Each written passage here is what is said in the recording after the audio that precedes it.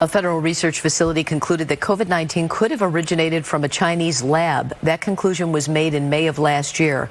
The Wall Street Journal reports the Lawrence Livermore National Laboratory in California found that it is plausible that the virus leaked from a lab in Wuhan.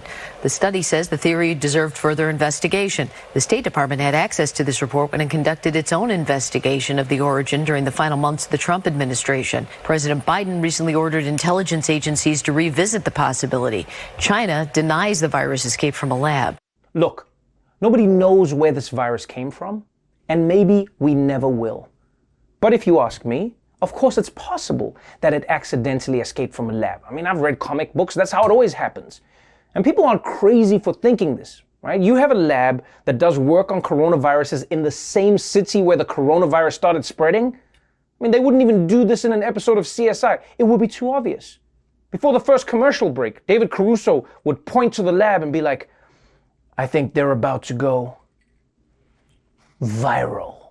Wow! Bam, bam. And you have to admit, it only makes it more suspicious that China wasn't very cooperative when the WHO tried to investigate. It's never a good look when a government starts acting like a parent whose kid gets too close to the sex toy drawer.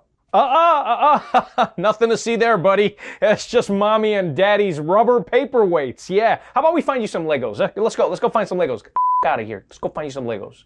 Now, I also know that the lab leak theory has some baggage attached to it, because it's gotten all tied up with conspiracy theories that China released it on purpose, and also it's been tied up in the fact that there have been racist attacks against Asians around the world.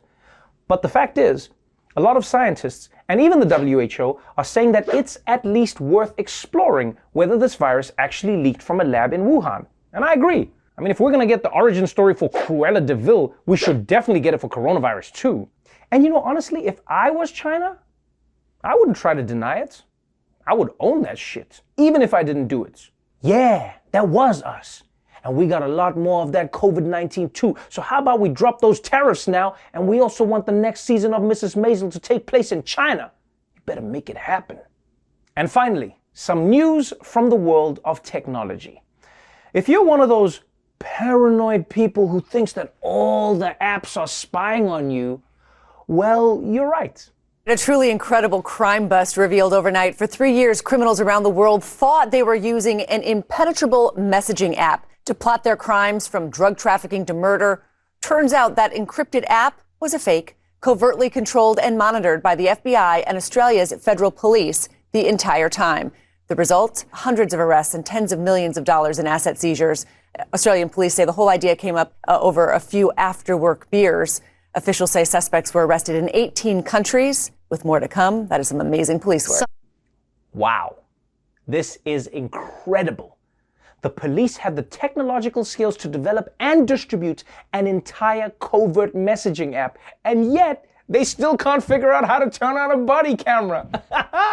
But goddamn, can you imagine finding out that the messaging app you thought was totally secure actually belonged to the FBI? And I'm not even talking about crimes right now.